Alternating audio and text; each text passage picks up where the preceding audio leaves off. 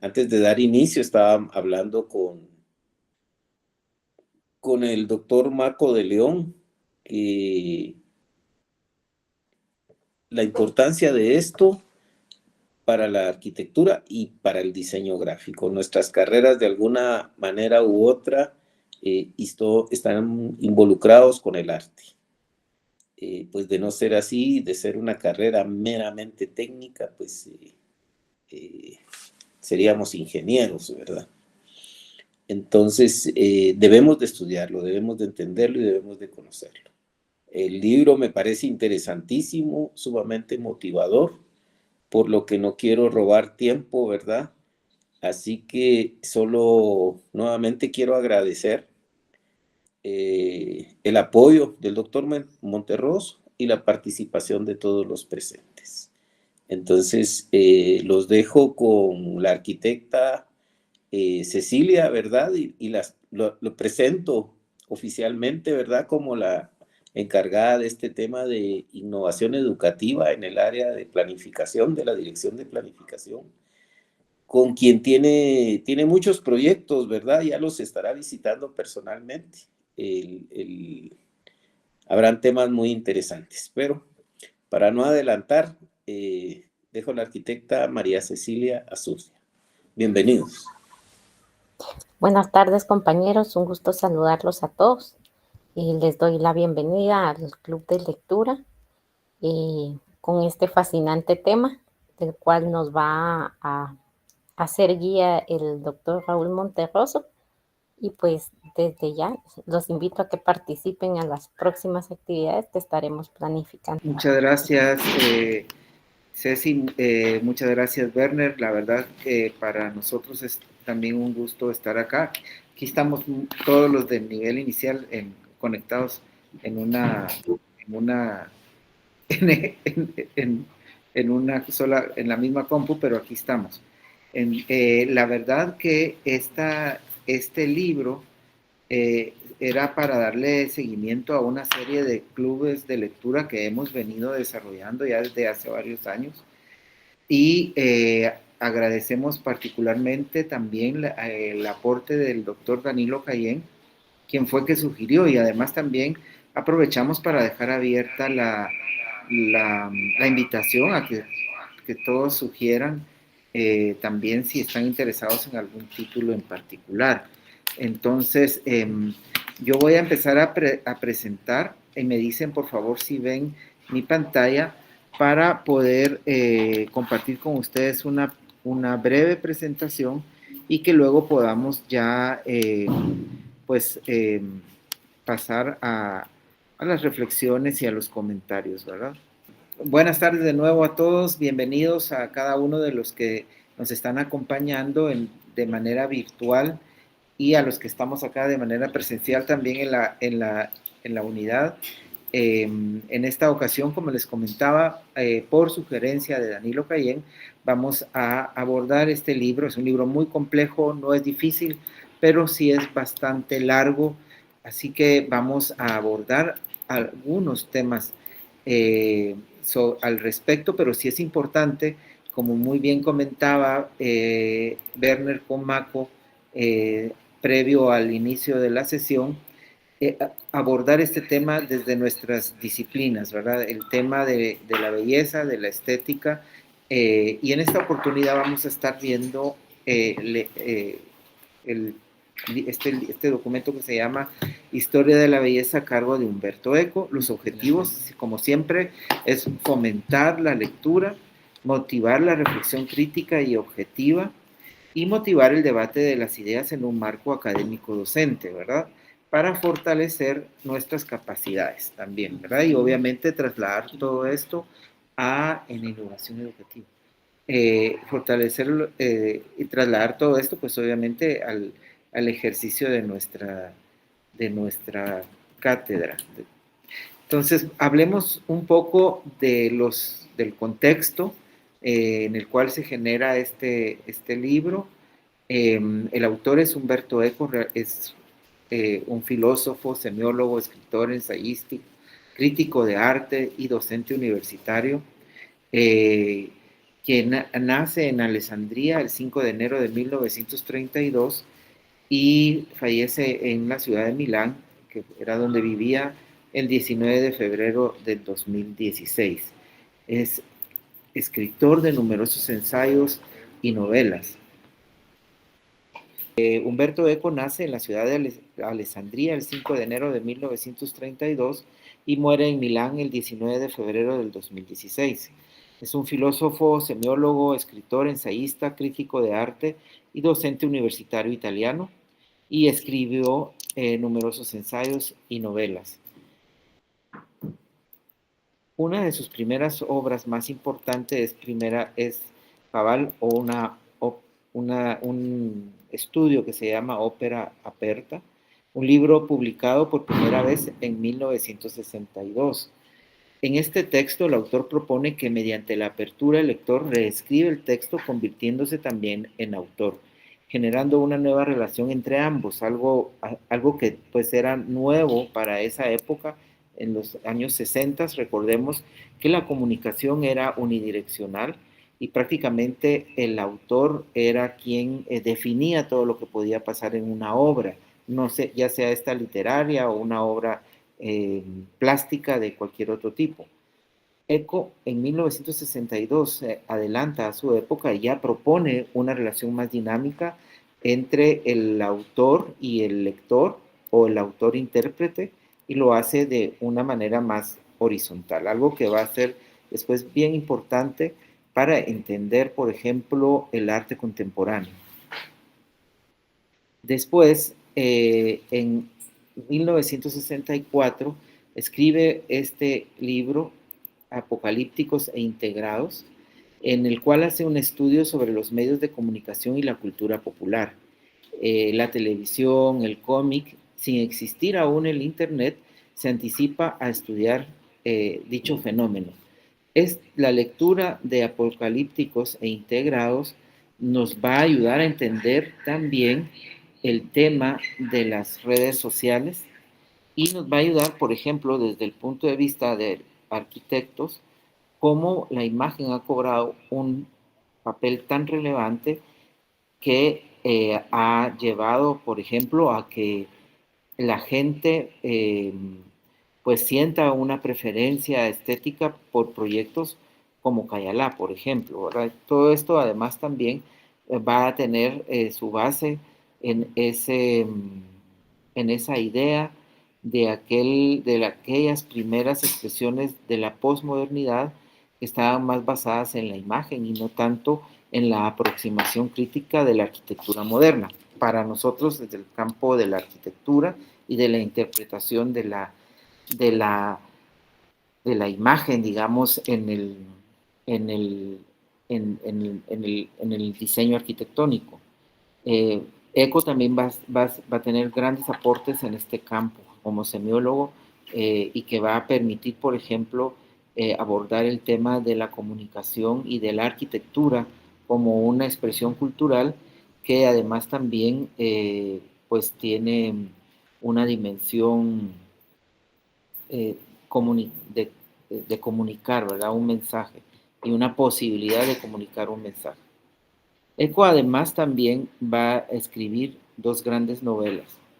En el nombre de la rosa, publicada en 1980, en esta novela Eco narra las peripecias detectivescas del monje Guillermo de Baskerville y su asistente el novicio Atzo, en una época compleja para la historia de la cultura occidental. Aborda el tema también de la felicidad aristotélica y cómo Aristóteles establecía pues que el máximo fin del ser humano era precisamente ser felices, versus la moral cristiana, en un momento en donde la moral cristiana está también basada en el sufrimiento, en el dolor, ¿verdad? Y no tanto en la felicidad, por ejemplo, de la resurrección, hablando de la cultura cristiana, ¿verdad? Esta novela va a permitir que Umberto Eco gane el premio Strega en 1981. El premio Strega es el premio más importante de la literatura italiana y en 1986 la llevan a la versión cinematográfica en una película interpretada por Sean Connery en el papel de Guillermo Baskerville y en el papel de Atzo, Christian Slater, que es un actor increíble de los años 80 que va a ser famoso por varias películas también. Una muy buena película, una muy buena adaptación cinematográfica que siempre es recomendable volverla a ver. Después, en 1988, publica el libro El péndulo de Foucault, como una segunda novela, a pesar del éxito editorial, de ser un éxito editorial que sí lo fue, no logra tener el alcance del anterior, ¿verdad? Es considerada una gran crítica al esoterismo. Y en lo personal, para mí, Umberto Eco es un referente muy importante. Tuve la oportunidad de conversar con él, aunque sea unos breves momentos, en el año del 2015. Una persona cultísima, muy bien informada sobre la realidad acá en Guatemala. Me comentó, por cierto, que en sus clases de literatura en la Universidad de Milán siempre estudiaban a Augusto Monterroso, porque inmediatamente cuando yo lo fui a saludar, agarró mi identificación del congreso en el cual estábamos, y me dijo, Monterroso, yo conocí a Augusto Monterroso, y lo estudiábamos en mis clases de literatura contemporánea. Entonces, para mí fue algo increíble, pues, poder haber conversado con él, aunque sea brevemente. Era la Expo Universal de Milán en 2015 y en un instante cuando sentimos estábamos rodeados de reporteros y obviamente lo abordaron a él y pues yo pues me tuve que pues darle su espacio, pues obviamente, ¿verdad? En febrero del 2016 falleció, así que todavía tuve la oportunidad de verlo en una de sus últimas apariciones. Entonces, en el día de hoy vamos a empezar esta lectura de este libro que se llama Historia de la Belleza, a cargo de Umberto Eco, en el cual Umberto Eco nos va a llevar por un viaje, ¿verdad? Un viaje. Si ustedes ven el contenido, espero que todos hayan tenido la posibilidad de bajar el documento en PDF. Hay algo que sí es importante también que aclaremos, ¿verdad? Obviamente es un viaje por la belleza a partir, sobre todo, enfocado más en la belleza occidental, ¿verdad? Por eso va a ser muy importante los antecedentes que vamos a ver en, en, en esta oportunidad. Aunque siempre, como hemos comentado, Eco, al ser una persona cultísima, va a hacer esas relaciones entre la belleza occidental, la belleza oriental, ¿verdad? Tal vez va a faltar ese análisis sobre los aspectos de la belleza, por ejemplo, de los pueblos originarios en la América prehispánica, precolombina, que sí la va a hacer, por ejemplo, nuestro gran crítico de arte y estudio y también ensayista, Luis Cardosa y Aragón, en un ensayo que vale mucho la pena leer, que es Apolo y Coatlicue, que es en ese estudio, Cardosa y Aragón nos va a llevar sobre ese análisis ¿verdad? Comparativo de la belleza y los aspectos estéticos desde la cultura prehispánica y entrelazándola con la cultura occidental. Entonces no nos vamos a detener a ver todo el contenido, pero obviamente lo ponemos acá en la presentación y para que veamos pues lo complejo, ¿verdad? Siempre obviamente empezando a hacer este viaje y terminando en los aspectos contemporáneos, ¿verdad? De este estudio. Entonces vamos a hablar no del primer capítulo, pero sí tal vez de algo que sí debemos de considerar como antecedente, ¿verdad? Sobre todo por lo que hablábamos, de lo que nosotros como desde nuestra formación occidental entendemos como belleza. Y para Eco, en ese estudio, Eco va a iniciar con la belleza según los artistas en el periodo griego y en el contexto antes de los griegos. Eco nos va a decir que, por ejemplo, los egipcios no tomaban en cuenta en su arquitectura o en sus representaciones pictóricas las exigencias de la vista. El arte griego sí lo va a tomar, ¿verdad? Los egipcios se preocupaban por otra forma de representar. Posiblemente no es que no lo hubieran descubierto, los griegos descubren el escorzo y los griegos iban a empezar a representar de una manera muy incipiente el tema del espacio.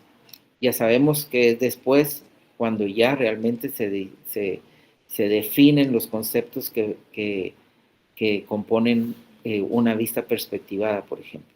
En la escultura, el arte griego tiene como objetivo la captura de la belleza viva del cuerpo. Es decir, los griegos sí logran captar esa belleza del cuerpo en movimiento y registrarla estática, ¿verdad? Pero como una fotografía, ¿verdad? Sin que exista todavía la fotografía en ese momento. Pero los griegos sí van a tener esa posibilidad de registrar esa belleza viva del cuerpo. Luego, Eco nos plantea la belleza según los filósofos. Y aquí ya empieza a hablar, obviamente en la otra parte, pues habla de los presocráticos, etc. Pero, digamos, para fines de cómo hemos nosotros entendido la belleza en nuestros días y cómo nos la han enseñado, parte Eco desde Sócrates y Platón en los memorables. Y según ellos van a existir 3 categorías estéticas: la belleza ideal, la naturaleza a través de la composición de las partes, la belleza espiritual, el alma a través de la mirada, y la belleza útil o funcional. Si nosotros nos damos cuenta, es prácticamente como entendemos los aspectos estéticos en la actualidad, incluso como nos lo han planteado en los cursos de composición espacial arquitectónica, cuando todavía se llamaban así, ¿verdad? Y sobre todo le dan una categoría estética a lo útil.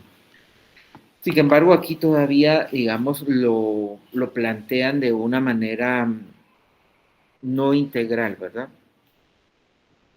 Entonces, y lo plantean obviamente desde un aspecto ideal. Todavía no existe, digamos, como en el concepto, como lo entendemos ahora en diseño, ¿verdad? Que algo puede ser bello porque realmente es útil o porque es funcional, ¿verdad?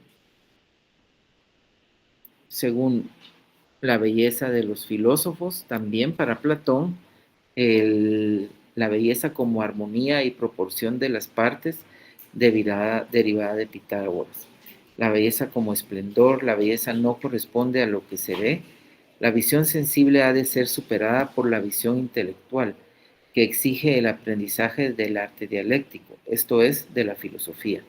No a todos, para Platón, ¿verdad? No a todos les es dado, pues, captar la verdadera belleza, del caos, desorden, al orden de las cosas. Y esto va a llevar a otros aspectos, como por ejemplo, los griegos estaban en esta parte, digamos, de la belleza platónica, más vinculados al tema de la belleza y al tema de algunos aspectos axiológicos relacionados con los valores, ¿verdad? Como la verdad. Y algo que era verdadero era bello, por ejemplo, ¿verdad? Entonces, digamos que para iniciar la reflexión, los comentarios, yo lo dejaría por acá y le cedería ahorita el espacio a Danilo para que Danilo también complemente estas reflexiones iniciales y luego pues quedaría el micrófono abierto a la participación de todos ustedes. Bien, gracias Raúl por permitirme comentar con ustedes esta continuación de la obra de Eco, una de sus obras finales. Y quiero atacar el asunto desde un poco la periferia, porque no se puede entender un trabajo de este tipo, el concepto de la fealdad, a través de la historia, ¿verdad? Si no se conocen algunos preámbulos, como puede ser la propia obra de Humberto Eco. Y en mi caso personal, que no tuve la dicha de darle la mano personalmente al doctor Eco, pero sí sigue siendo mi mentor, pues mi forma de pensamiento depende mucho de la obra que produjo Humberto Eco. Entonces, en ese contexto quiero ubicar esta obra casi póstuma de este personaje. Y resulta que cuando yo hice mi planteamiento doctoral, en México, utilicé ya como referencia la obra abierta de Humberto Eco, de la que habló el doctor Monterroso hace un momento. Y esa obra, que fue escrita en 1962, fue un parteaguas para la filosofía, para la interpretación, la hermenéutica, porque dio validez a muchas interpretaciones que se consideraban totalmente enclaustradas en los personajes ilustres, en los conocedores, por ejemplo, del arte. Los grandes conocedores de arte eran los que tenían la opinión que regía la academia, el Magister Dixi, lo que ellos decían era perfectamente válido, y los demás que miren qué hacen, ¿verdad? Que traten de entender lo que el profesor entiende, lo que la vaca sagrada entiende. Humberto Eco rompe con eso en ese libro de obra abierta, proponiendo que cualquier obra está abierta a la interpretación del lector o del intérprete, ¿no? Si es una obra literaria, una novela, un artículo, cualquier obra escrita, ¿verdad? Entran dentro de este concepto. Las obras musicales también, un cuadro, la pintura, la arquitectura propiamente, eso, cualquier obra humana está abierta a la interpretación de los usuarios, de las personas que se plantan frente a ellas con la intención de conocerla. Pero el autor, cuando hizo esa obra, tuvo la intención de mostrar al lector algún punto de vista, algún énfasis, pero el lector no necesariamente encuentra ese punto de vista o ese énfasis que el autor le quiso dar.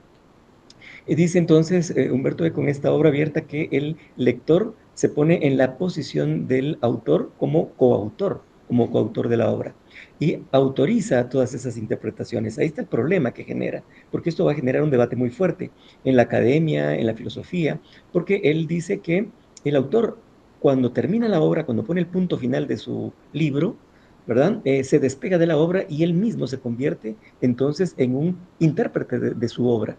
Y cuando el autor se convierte en intérprete de su propia obra, incluso le va a poder reconocer sentidos que el autor no le quiso dar. Porque yo no sé si les ha pasado a ustedes, pero cuando escriben algo y lo releen, se dan cuenta que les faltó algo, que debieron decir otra cosa, o que están diciendo algo de una manera equivocada, que mejor acertar cambiando algo. Pero la obra ya se despegó del autor. Entonces, habla de una especie de autonomía de la obra, independiente ya de la posición del autor. Autor y obra se desprenden totalmente, a esto le llama un desgarramiento, ¿verdad? Y ese desgarramiento hace que los posibles coautores, o sea, los intérpretes, cuando interpretan esta obra, le dan un valor tan diferente que eventualmente puede incluso competir en autoría con el autor, ¿verdad?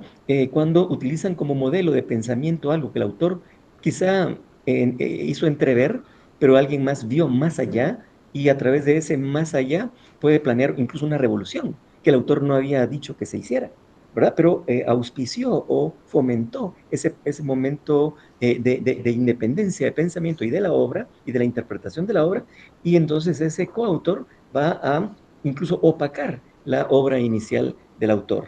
No sé si me explico, pero Humberto Eco lo dice muy claramente. Dice que todas las obras, cuando se independizan del autor, tienen a los intérpretes como coautores, y esos coautores son incluso más valiosos que el propio autor. Y ese coautor puede ser incluso el autor cuando después relee su propia obra.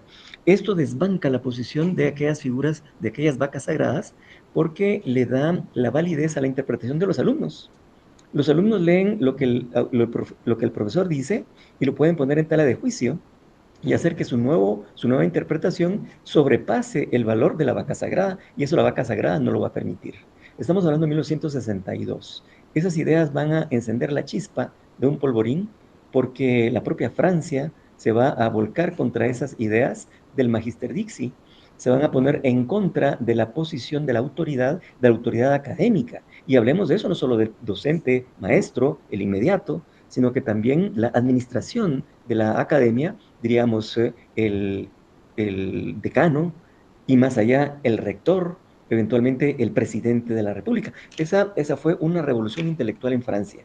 Y esa revolución intelectual en Francia eventualmente también permeó en Latinoamérica y México responde, ¿verdad? Con esa independencia de coautores, los estudiantes que tal vez influenciados por alguna tendencia norteamericana, digamos, la tendencia hippie, a poner en tela de juicio lo que dicen los maestros, porque ellos tienen otra libertad, otras expresiones, diríamos, más alegres, más desprovistas de ataduras, más libres en realidad. Entonces toman estas ideas francesas y las ideas propias y hacen una revolución, ¿verdad? La revolución del 68 en México que casi culmina con la matanza de Tlatelolco, ¿verdad? O sea, esa chispa de independencia de interpretación cobra vidas. Y así son todas las revoluciones, ¿verdad? Y revoluciones intelectuales, revoluciones científicas, cambios de paradigma, implican la muerte no solo de las ideas, sino que de las personas que están detrás de las ideas, por imponer un nuevo paradigma. Humberto Eco impone ese nuevo paradigma y dice que esa obra abierta está abierta a cualquier interpretación y cualquier interpretación es válida. Bueno, le digo que usé ese documento como base cuando hice mi planteamiento doctoral y eventualmente me recomiendan entrar en contacto con un mexicano, con un filósofo mexicano, Mauricio Beuchot. Entonces yo así, con toda la inocencia del caso, busco Mauricio Beuchot y lo encuentro. Me abren la puerta del Instituto de Investigaciones Estéticas, me dice la secretaria, sí, qué bueno que vino porque el doctor Beuchot da una conferencia hoy, véngase a las 4 de la tarde, pero para hablar con él, espere que termine su conferencia, inmediatamente le habla porque después ya no lo va a encontrar. Eso me dice la secretaria, esas palabras yo no las entendí ni las evalué en ese momento, no sabía a qué se refería, pero eventualmente antes, a las 3 de la tarde, yo busco mi camino para llegar al auditorium del instituto y tomo un bus dentro de la ciudad universitaria. Un bus un poco complicado porque se llena de gente y entre la gente que se metió al bus, como yo, también entraron unos muchachos así bastante mal vestidos y que de mala pinta, ¿verdad? Y bueno, ¿y ahora qué hago? Pero ni modo, ahí estaban.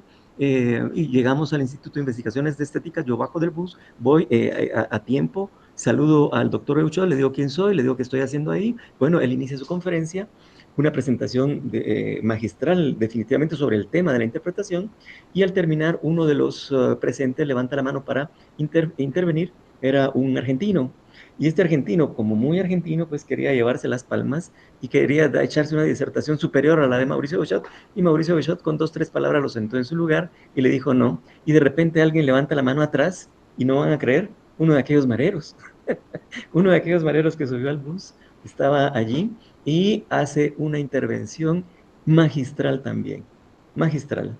Y el doctor Beuchot, bueno, no solo lo felicita porque era un joven que estaba entrando a la dinámica, a la discusión, de la polémica, planteando sus puntos de vista perfectamente válidos, por supuesto, los hubiera validado Humberto Eco, divergentes hasta cierto punto, pero muy en la línea del pensamiento de Mauricio Beuchot, que Mauricio Beuchot dice, Eco tiene razón, las obras están abiertas a cualquier interpretación, pero no cualquier interpretación es válida para mí, porque desde mi punto de vista de historiador o de filósofo o de matemático o de científico o de artista, tengo que reducir ese campo inmensamente válido a algo que sea factible en función de lo que yo pienso, de lo que yo hago, y esa reducción él la plantea con su propuesta, la propuesta de Mauricio Beuchot, que es la hermenéutica analógica.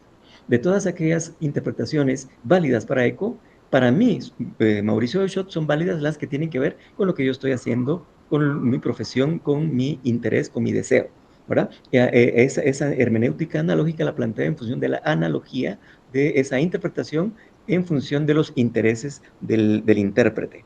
Bueno, cuando terminó la presentación, voy de nuevo con Mauricio Beuchot para que me oriente en lo que yo voy, y lo hace perfectamente. Estoy muy en deuda con él por eso, y nos despedimos, ¿verdad? Después, cuando yo terminé mi tesis, quise llevársela a él Y encontró a la secretaria y me dice, no, pero no, me dijo, no, no puede hablar con él. ¿Y por qué no? Pues porque Mauricio Bouchot, usted no sabe, no sabe, no sabe. Pensé que se había muerto, realmente, me hizo pensar eso. Porque me dice, y usted no sabe, el del doctor Mauricio Bouchot. No le digo, ¿qué? ¿Verdad? Es que el doctor Bouchot es un monje de clausura, ¿verdad? A él no se le puede ver, es un dominico de clausura y solo sale para hacer sus presentaciones y regresa. Pero el nombre de la Rosa, dominico, bueno, de la Rosa es franciscano. Guillermo de Vázquez es franciscano. Pero este dominico es de la Santa Inquisición, por Dios, ¿verdad? Es cosa seria. Y efectivamente ya no pude volverlo a ver, sin embargo sí le pude mandar el documento por internet porque viene en su celda de clausura, pero conectado a los más media, ¿no? Eso sí, estaba abierto a tener ese tipo de comunicación. Entonces, en este sentido, planteo ahora esta percepción del concepto de la fealdad en contraposición al documento del que les habló el doctor Raúl Monterroso anteriormente, la historia de la belleza. Porque cuando Humberto Eco hace el estudio de la belleza, de la historia de la belleza, se da cuenta que la belleza está extremadamente conformada en un patrón. Esto es lindo, lo demás es feo. Esto es lindo, solo esto es lindo, solo esto es bello, solo esto es hermoso, lo demás no. Entonces el campo de lo demás es mucho más amplio que el de solo esto. Entonces dice, ¿por qué investigar la belleza? Que todo el mundo ha entrado a la belleza y nadie ha investigado la fealdad cuando es un campo inmensamente abierto a la investigación. Entonces dice que para él fue más enriquecedor haber estudiado la fealdad que la belleza. Y ese es el documento que había recomendado leer. Me decía Raúl que quería que ustedes lo vieran antes. No, le digo, hasta después de la presentación, y ahí tengo el link, se los mando y ustedes tienen acceso al documento y le pueden echar un vistazo porque realmente es extraordinario, ¿verdad? Hace una referencia entre esta categoría, ¿verdad? Entre lo bello o lo feo. Aquí vemos a esta linda chica, joven, hermosa, ¿verdad? Sonriéndole a este viejo feo, un hombre de edad, con una mala pinta, ¿verdad? Que está viendo a la chica con una especie de, no sé, libidinosidad, hay lujuria, en esa mirada hay una concupiscencia, diría alguien por ahí, ¿verdad? Que está manifiesta y la expresa el artista. Pero lo que no se ve en esta imagen es que por debajo las manos están haciendo otra cosa. Y es que la chica le está sacando el dinero al viejo y se la está dando a su compinche atrás. Esta chica tan linda como la ven ahí es una ladrona que se está aprovechando. ¿Eh? En la práctica tiene una mala práctica, ¿verdad? Entonces, es bella, pero ¿es buena? ¿Verdad? ¿Quién es el feo? Él está cayendo como cualquier viejo que se queda encampanado con la belleza de una linda chica joven, ¿verdad? El deseo, la naturaleza humana es eso, ¿verdad? Pero ella se aprovecha de eso y manipula para sacarle los pocos centavos que pueda tener este viejo feo y rancio, ¿verdad? Entonces ahí la categorización es un poco más complicada, no es sencilla. ¿Verdad? Los datos del doctor Eco, que ya habló el doctor Monterroso, ¿verdad? Sobre la época en la que nació, y aquí ponemos la fecha de muerte, 2017, no, perdón, 2016, y vamos a hacer este paréntesis también, y es el hecho de que cuando murió Humberto Eco, dispuso que no se hiciera ningún tipo de actividad conmemorativa a su muerte, sino hasta 10 años después, y 10 años después es febrero del próximo año. Entonces hay una convocatoria por si quieren participar, ¿verdad? Hay una convocatoria por la Universidad de Turín, creo yo, o la de Bolonia, alguna de las dos, tal vez Turín, para poder recibir estas propuestas de investigaciones y que se publiquen en conmemoración a los 10 años, cuando ya se va a poder hablar de la muerte de Eco, ¿verdad? Eco, que era un totalmente contrario a los más media, no quería que su muerte se publicitara o que se le sacara partido, porque obviamente un personaje de su categoría iba a dar, las imágenes iban a dar vuelta al mundo, y él no quería eso, no quería hacer publicidad de su imagen, él quería que la gente lo conociera por su obra, no por su persona, ¿verdad? Por eso fue esa condición de los 10 años, pero ya pasaron los 10 años, y esos 10 años nos han permitido reflexionar que, a fin de cuentas, este personaje es considerado la mente más brillante del siglo XX, ¿verdad? Y un parteaguas entre el antes y después, sobre todo, en temas de hermenéutica e interpretación. La fealdad es a menudo definida por lo que no es belleza. El argumento central de Eco es el siguiente, es contrario. La fealdad no es ausencia de belleza, sino una construcción cultural compleja. No la toma como una categoría del tipo luz o sombra, arriba o abajo, bueno o malo, que son categorías excluyentes, sino luz y sombra, arriba y abajo, bueno y malo, que es una categoría, son categorías incluyentes. Entonces aquella chica puede ser bella y mala, ¿verdad? O sea que no está una cosa encadenada a la otra. Son condiciones que se pueden dar simultáneamente. La fealdad en el mundo antiguo, en cambio, no era tan así, ¿verdad? Era otro tipo de concepción. O sea, el pensamiento de Eco es al final de desarrollar el libro, donde cuenta esta historia de la fealdad, igual que en la historia de la belleza, analizándola desde el mundo antiguo.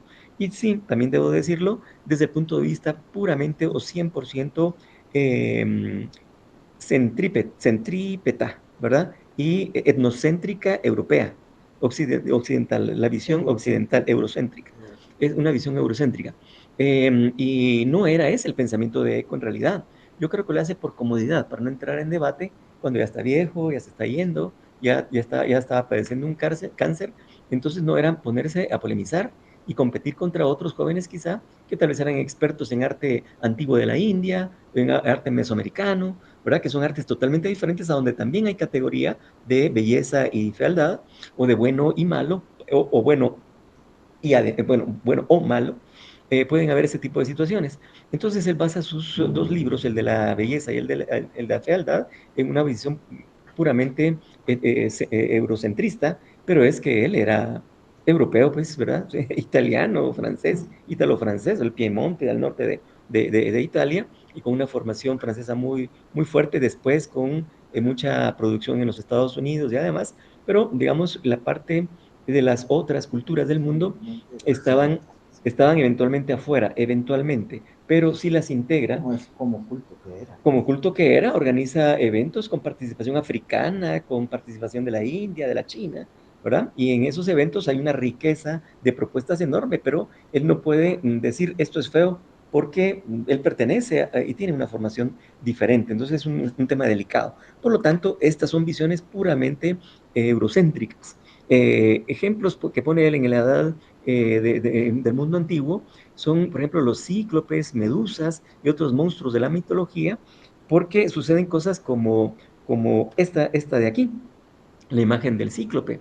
Ulises cuando sale de la guerra de Troya como vencedor, ¿verdad? Recordemos el caballo de Troya y demás, entonces ganan los griegos contra los troyanos.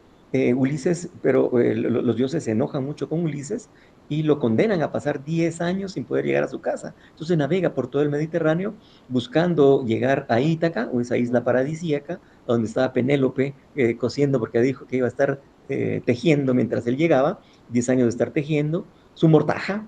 Entonces cuando ella estaba a punto de completar su mortaja, la pobre mujer, esta amante que estaba esperando, ya a punto de terminar la mortaja, mejor la deshacía, la volvía a tejer, la deshacía. Durante 10 años estuvo esperando al marido. Pero el marido, Ulises, vagando por esas islas, se topaba con lugares y grandes portentos que con personajes con los que tenía que batallar.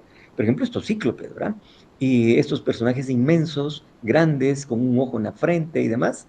Pero en la mitología griega las cosas tienen una razón, un porqué. Y resultaba que efectivamente en esas islas perdidas aparecían estos cráneos, como el de la imagen que está en blanco, y este cráneo, efectivamente cualquiera que lo ve, pues lo imagina un cíclope, sobre todo si ve que este cráneo tiene casi 1 metro de diámetro, ¿verdad? Entonces ese personaje dueño de ese cráneo era seguramente inmenso, ¿verdad? Un cíclope con ese hoyo en la frente para el ojo. Lo que no sabían era que era el esqueleto, era el cráneo de una especie de mamut, ¿verdad? Que eventualmente las islas no eran islas, estaban pegadas al África y los elefantes llegaban. Entonces esos elefantes murieron ahí, los esqueletos quedaron ahí, las calaveras estaban ahí y lo que ellos interpretaban era que era un cíclope. Pero va a que la mitología le da ese carácter de horrendo, de horrible, de monstruo y aquellos monstruos con los que hay que luchar, por supuesto, feos, por supuesto, feos. Uno de los monstruos más feos es la medusa, ¿no? Que en lugar de pelo tenía serpientes, en lugar de los bucles del pelo eran serpientes, y este personaje era tan malvado y tenía un poder tan extraordinario que cualquier hombre que la viera, ¿verdad? Se convertía en piedra, lo petrificaba. Entonces viene un personaje mitológico, no me recuerdo quién era, siempre se me escapa el nombre eh, quién era el que llega y va a combatir contra la medusa, y lo que se le ocurre es una idea genial porque ella llega con su escudo y cuando se planta frente a la medusa lo voltea y tiene un espejo, entonces la medusa se ve a sí misma y se convierte en piedra, ella, y esta escultura en piedra sería, digamos, la petrificación de este personaje malvado. Yo no la veo horrible, no la veo, más veo una medusa bella, ¿no? Pero eso lo interpreto yo ahora, en el siglo XXI. En aquella época era la representación de la fealdad, de la maldad, de los grandes monstruos, de la mitología, ¿verdad? Pero esos eran los conceptos de cosas horripilentas, sí, horripilentas. Más adelante, en la Edad Media cambian un poco estos conceptos, y el propio cristianismo o la iglesia católica va a adoptar posturas a donde utilizan el miedo como arma para asustar, ¿no? A aquellos que se apartan de la fe, ¿verdad? O aquellos que no pertenecen a la fe. Los malvados son los que no son cristianos, los que adoran a otros dioses, los mahometanos, por ejemplo, ¿verdad? O incluso los judíos que están fuera de la cristiandad, según ellos, aunque que Jesucristo no fue cristiano, el cristianismo nació después de la muerte de Jesucristo, ¿verdad? Pero Jesucristo fue judío, entonces su religión era el judaísmo, él era hebreo, pues. Pero cualquiera que en la Edad Media no fuera cristiano era un enemigo de la fe y había que asustarlo. O todas las enfermedades, las maldades, había que espantarlas para que no entraran al interior del templo. Entonces afuera estaban todas estas cosas horribles para que en el interior se resguardara el amor, la ternura, las ideas del cristianismo. Pero esta idea de la fealdad está muy arraigada en esa época del medioevo, ¿verdad? La relación con la muerte, bueno, el martirio de Jesucristo, ¿no? El culto al crucificado, a los clavos, a la corona de espinas, a todos estos elementos de tortura que provocaron la muerte de una persona. Todo eso se utilizó durante la Edad Media para asustar a los otros, ¿verdad? Pero estaba muy relacionado con ese concepto de fealdad.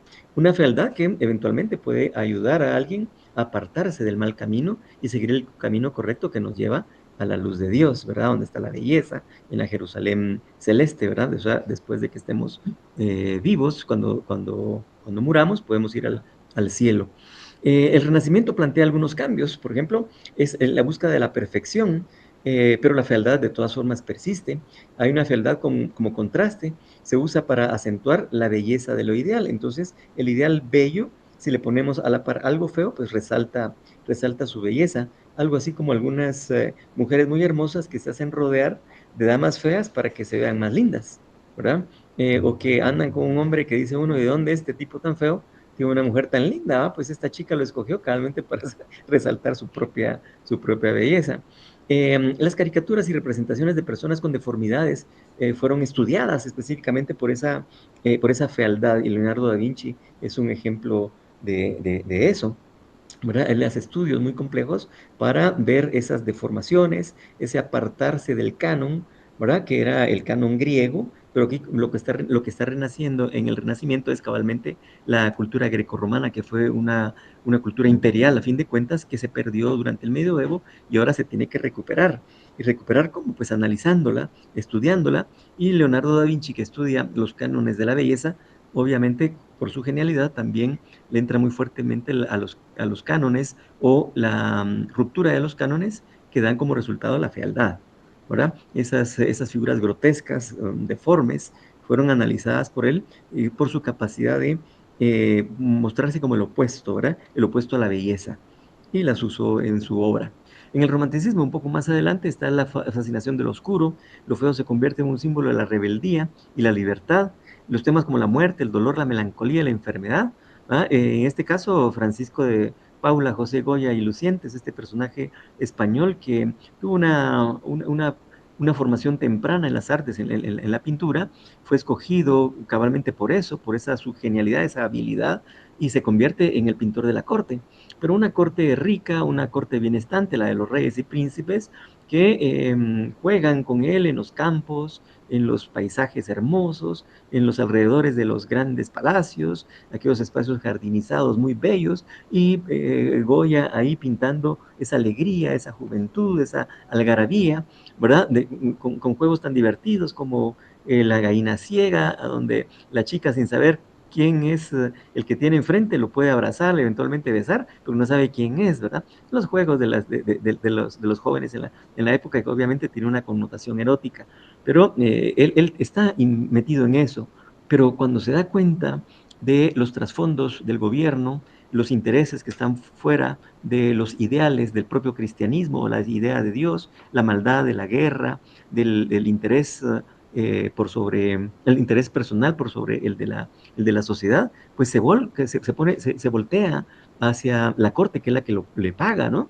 Y pinta unos cuadros en las que realmente se ve la personalidad de la gente que está retratando, y es la reina, pero al verle la cara a la reina uno dice, pucha, que esta tipa era una malvada, ¿verdad? Él no perdona y hace esos cuadros. Los retratados no se dan cuenta del juego que está teniendo Goya en ese momento, porque no está retratando el personaje, sino que está retratando su alma malvada, su alma escondida debajo de ropajes de lujo y de joyas esplendorosas, pero se ve la mala intención de la gente.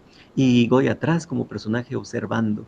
Eventualmente, esa idea o ese contacto con la realidad lo hace perder el interés por la realidad y entra en el ámbito de la locura ya viejo, ¿verdad? Y la quinta del sordo, es a donde se va a refugiar y va a decorar su casa con pinturas de este tipo, la del lado izquierdo, ¿verdad? Esta está frente a su comedor, Saturno devorando a su hijo, Saturno, dios, el Cronos, el dios del tiempo, ¿verdad? Que sabe que su hijo lo va a destronar, entonces algún hijo lo va a destronar, entonces hijo que nacía, hijo que se comía, hijo que nacía, que se comía, hasta que de repente alguno de ellos idea la forma de sobrevivir y de acabar con el tiempo, y lo hace comer con ayuda de su mamá, envuelven en pañales una piedra venenosa, viene este Cronos y se la come, y antes de morir envenenado va a vomitar a sus hermanos, y esos hermanos van a reinar después de la muerte del tiempo,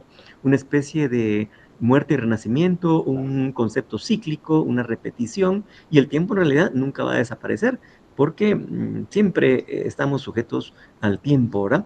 Goya lo plantea así, con ese horror, pero no solo él, también hay otros, ¿no? Este cuadro de Rubens, con el mismo tema, igual vemos ese horror del padre que devora al hijo. Romanticismo. Bueno, el romanticismo no es la idea del novio, del noviecito, la noviecita, ay, qué romántico, no, es el retrato de las relaciones humanas en todo su esplendor, tanto en lo hermoso como un enamoramiento, como en lo grotesco, lo malvado, como puede ser un padre que se come a sus propios hijos. Miren los cuadros los murales de la Quinta del Sordo, con toda esta fealdad, con toda esta maldad escondida en las paredes. Esa fue la locura de Goya, ¿verdad? Su morada final, ¿verdad? Lo sublime y lo feo, el concepto que inspira asombro y terror, la conexión, Humberto Eco argumenta que lo feo puede ser parte de lo sublime, la fealdad nos atrae y nos repele al mismo tiempo, condiciones humanas.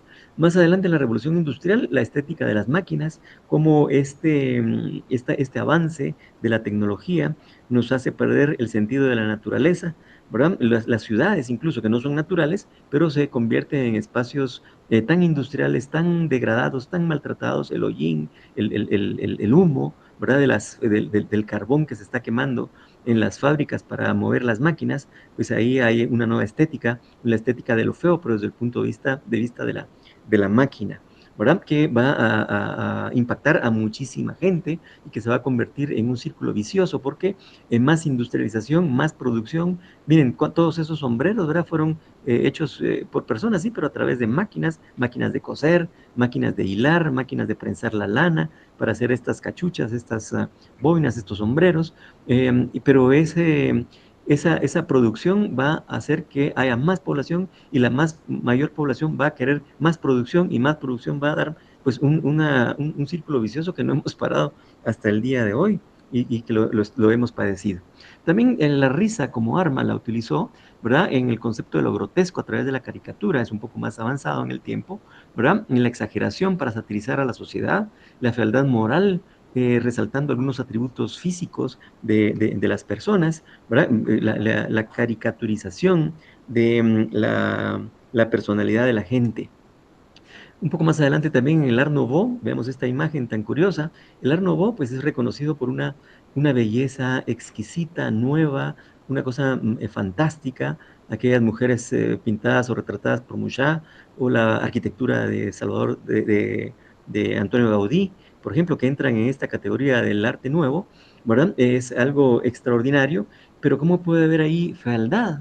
Pues aquellas mujeres tan lindas como esta chica viéndose en el espejo, puede también ser una representación de algo macabro, algo malo, algo feo, algo espantoso como la muerte, y la misma imagen lo está diciendo. Hay una dualidad, ¿no? Está utilizándose la belleza, pero la composición nos está dando una idea diferente, en este caso, de algo macabro, ¿verdad? De la muerte.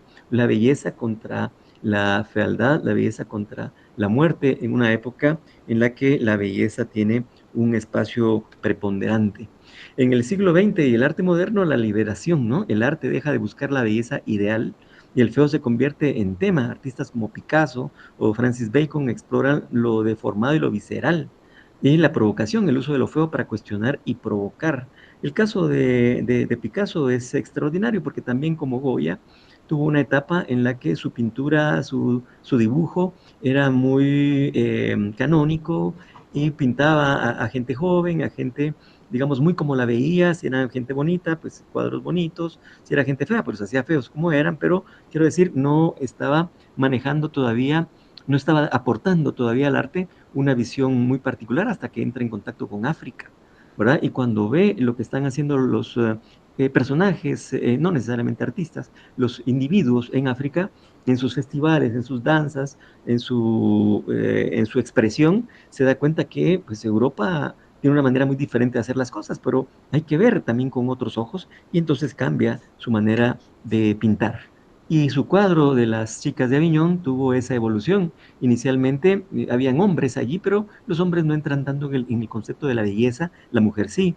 Entonces toma a la belleza como la belleza femenina como parte principal de su obra, pero la combina con su contacto con África. Y si vemos la máscara a la derecha, una máscara africana, entendemos la relación directa con el rostro de una de las chicas, de las damas de Aviñón, ¿verdad? Esto, por supuesto, a cualquier persona le puede parecer feo, una barbaridad, mezclar una cosa con otra, pero lo que está haciendo Picasso en este caso es transformando el arte, ¿verdad? Viendo con otros ojos, buscando otras características, deformando las figuras, pero ya apareció la cámara fotográfica. Entonces, si la chica es linda, pues que se tome una foto, ¿verdad? Esa foto va a ser más fiel de esa belleza que lo que puede ser un pintor. Pero él como pintor puede ver otras cosas, puede ver el alma, que puede ser buena o mala, independientemente de la belleza del cuerpo. Entonces va a empezar a retorcer esas imágenes, y de ahí sale el cubismo, ¿verdad?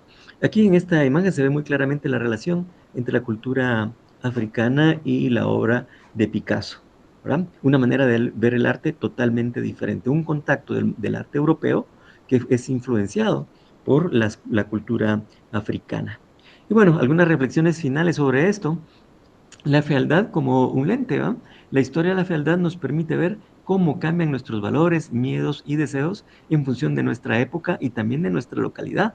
No es lo mismo lo que consideramos feo en el siglo XXI en Guatemala de lo que se consideraba feo en Francia del siglo IV, ¿verdad? De nuestra era.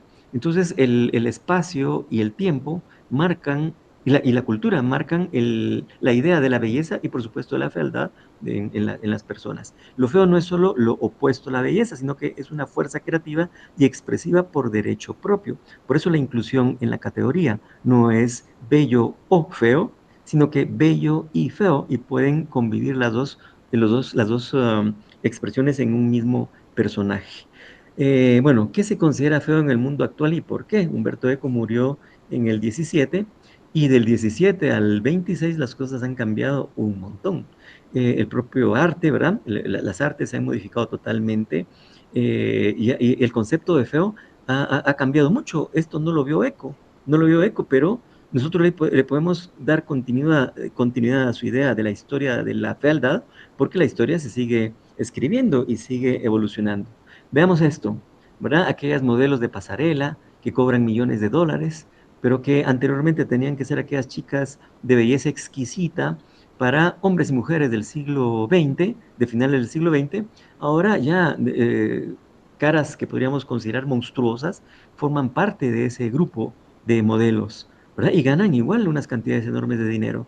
Lo importante no es ahora la belleza, sino cuánto la imagen impacte. Si la imagen impacta y le tiene muchos likes o no me gusta, no importa, ¿verdad? Pero tuvo una reacción del público, entonces puede ser una imagen más valiosa, ¿verdad? Esto, por supuesto, altera las concepciones que tenemos de la belleza y de la fealdad, ¿verdad? Ya ni siquiera la enfermedad o la privacidad se respetan y se le saca partido a eso, un partido económico. La imagen, mientras más vueltas dé al mundo, más genera dinero y este dinero lo puede necesitar la persona que necesita un tratamiento médico, ¿verdad? Exponiendo su propia fealdad, ¿verdad? O personas sanas, ¿verdad? Esta chica, una de las actrices de Almodóvar, que ha sacado un partido enorme con su fealdad, y hay perfumes, hay vestidos, una chica, esta no es la única chica Almodóvar de este tipo, es una de las chicas Almodóvar, ¿verdad? Que ha sacado partido de su fealdad, porque la imagen da vueltas, ¿verdad? El gato más feo del mundo, ¿verdad? Estas imágenes han ganado muchísimo dinero. El perro más feo del mundo, ¿verdad? El perro no sabe si es feo o es bonito. Es el ser humano el que le ve esas características, ¿no? Pero ahora estamos acostumbrados casi a esas ideas y permea en cualquier ámbito. El carro más feo del mundo, miren este pobre vehículo. Sí, de verdad es feo, ¿no? Es bastante feo. Bueno, conclusiones. Aunque Humberto Eco no nos hable directamente de la arquitectura en la historia de la fealdad, aunque sea arquitectura fea, ¿verdad? El libro nos ofrece un mapa invaluable para navegar la compleja relación entre fealdad y belleza. Al entender que la fealdad no es una ausencia de cualidad, o sea, puede ser feo, pero con altas cualidades, sino un concepto culturalmente construido y en constante evolución, los arquitectos podemos liberarnos de nociones estéticas rígidas. O sea, nuestra arquitectura no tiene necesariamente que ser linda, no tiene que ser bella, con que sea útil ya cumplió con su función. Y si además es hermosa, pues mucho mejor, ¿no? Pero no es una condición sine qua non como podría considerarse en la época de Pericles o la época de Fidías, cuando la obra era tan canónica que si se rompía el canon era feo y no servía. La fealdad puede ser una fuerza para la innovación, una herramienta de crítica social y sobre todo una invitación a crear espacios más honestos, reflexivos y humanos.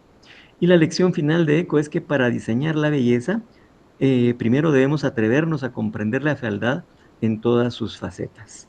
Aquí en esta imagen tenemos al final un sitio web, lo voy a copiar y se los comparto para que ustedes tengan en sus manos ese libro que tiene un costo aproximadamente 500 o 600 quetzales en Sofos, ¿verdad? Cuando se encuentra, está agotado ahora, pero si lo compartimos, ¿cómo le comparto aquí? Vamos a ver. Híjoles, es que tengo que dejar de compartir, ¿verdad? Dejo de compartir.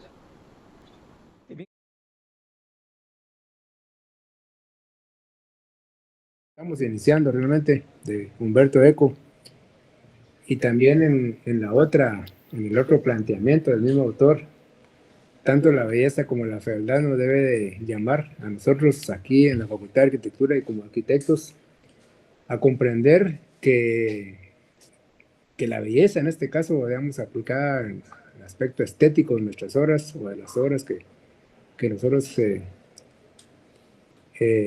compartimos con los alumnos para que ellos vayan desarrollando ese concepto también, formándose en ese concepto de lo estético.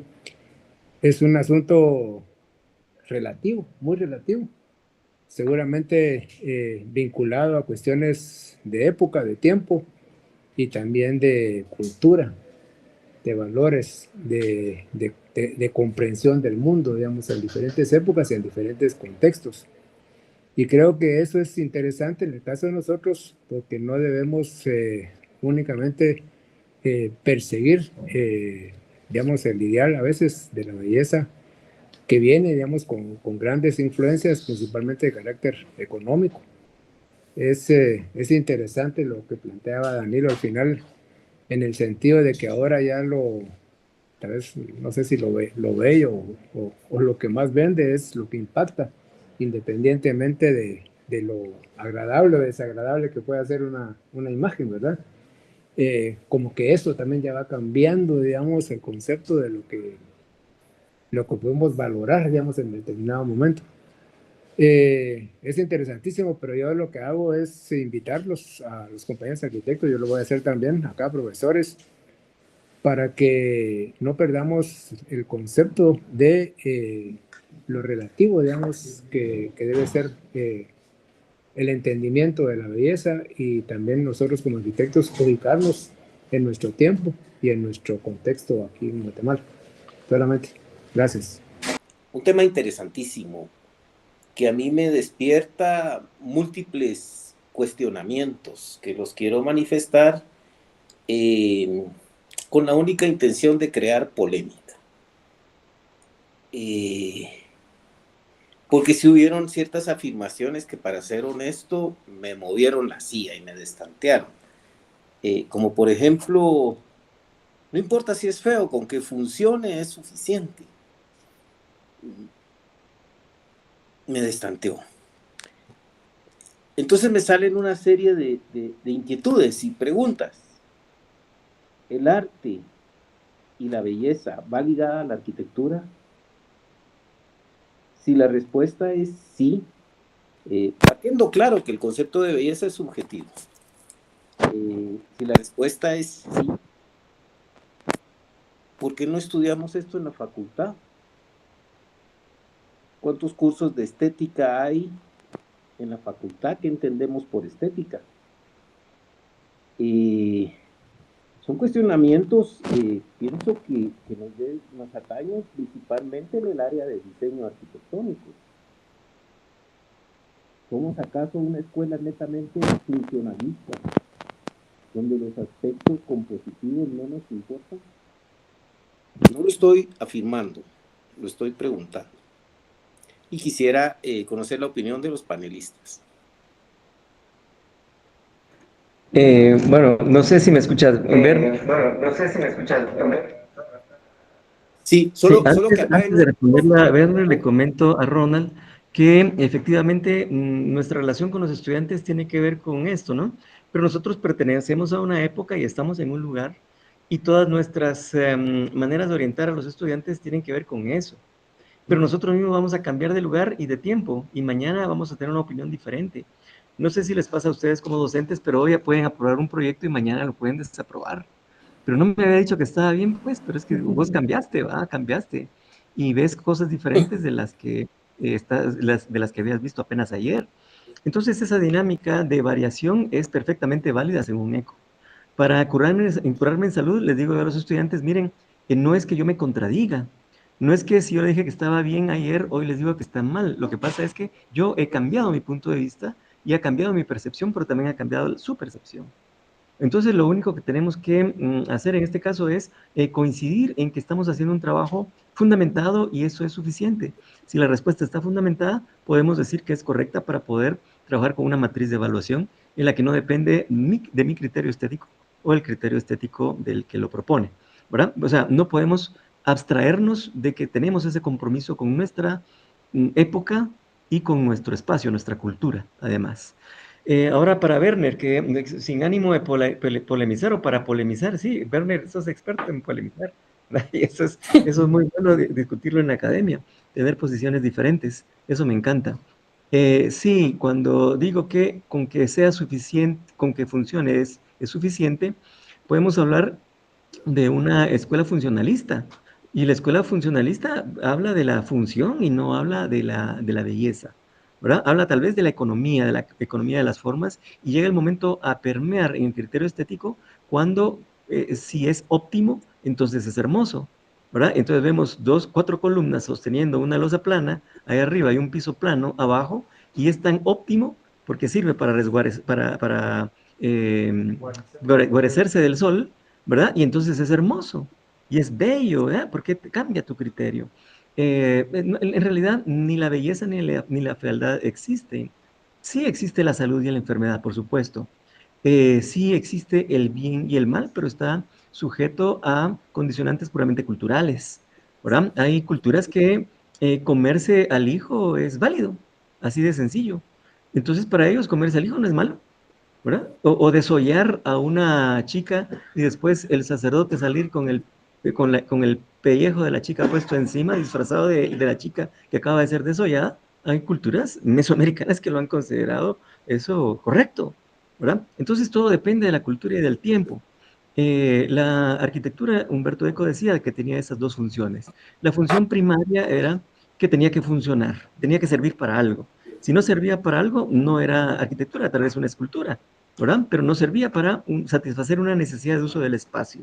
La arquitectura tiene que servir para algo y eso es lo primario, la primera función de la arquitectura, pero afirma que la función secundaria es la más importante y es la de significar algo, ¿verdad? Entonces, tu hermosa casa, tiene un significado para vos, ¿verdad? Y puedes encontrar una casa que sea más grande, más pequeña, pero no tiene la belleza o no tiene el significado que tiene tu casa, ¿verdad? Entonces ese significado es más valioso que el simplemente hecho de habitar, porque cualquier casa serviría para vivir, ¿verdad? Pero te funciona a vos una específica casa, tu casa. Y en el caso específico me refiero a tu casa en Antigua, por ejemplo, a la que tanto empeño le pusiste. Entonces, esa función secundaria es más importante que la primaria, ¿verdad? Lo que significa puede ser más importante que para lo que sirve. En ese sentido, bueno, con que sirva es suficiente como arquitectura, pero para que sea más valiosa, pues le puedes dar un significado más grande, ¿verdad? Más profundo. Si trabajamos los arquitectos en función de los significados que el usuario le va a dar a nuestra propuesta de diseño, yo creo que vamos a satisfacer esa necesidad de una mejor manera. ¿Algún otro comentario de alguien más? Y no sé si eso te funciona como respuesta de mi parte. Y si querés, seguimos polemizando, que me encantará. Muchas gracias, Danilo. Sí, el tema de la belleza es subjetivo, lo cual desde el momento en que es subjetivo para lo que para mí es muy lindo, para un estudiante puede ser muy feo y viceversa. Esa es parte de la complejidad de evaluar estos trabajos. Coincido en un 100% que lo importante es la fundamentación de la arquitectura. En mi opinión, una arquitectura bien fundamentada invariablemente es una buena arquitectura. Es un tema interesante.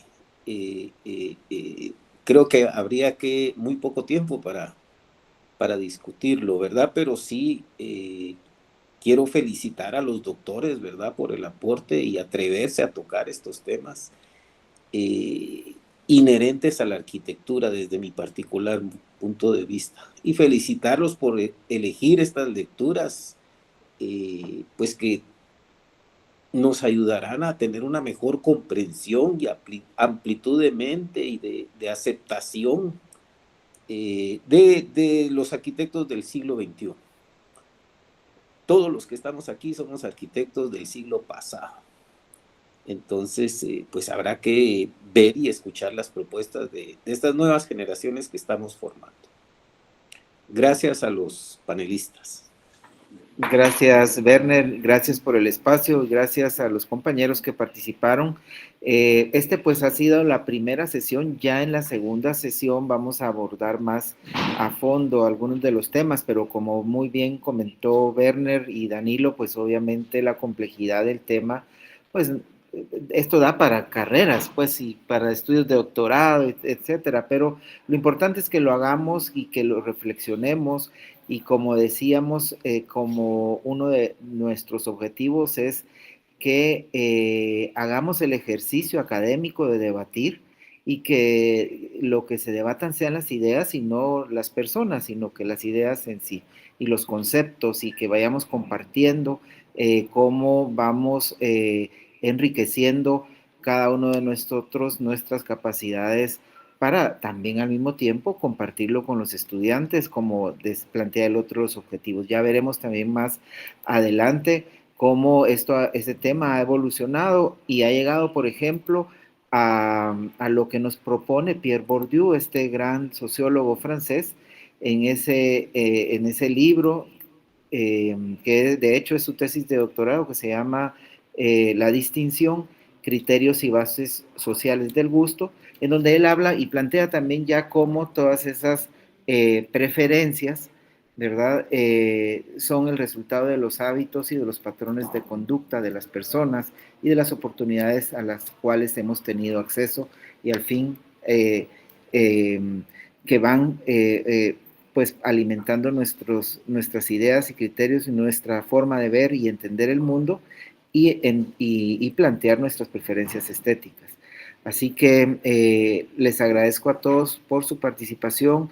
Creo que van a enviar la lista de asistencia, o no sé. Se registra. No, la asistencia queda registrada acá en la sesión y les vamos a pasar por ahí sus diplomitas. Solo Ceci, una pregunta, como estábamos varios conectados en una misma compu aquí en la unidad, ¿cómo podríamos hacer ahí? Entonces, si me hace favor de pasarles una listita y ahí se la paso. Ajá. Va, por perfecto. favor. Va, muy bien. Así que a todos, feliz tarde a todos, y que tengan buena jornada.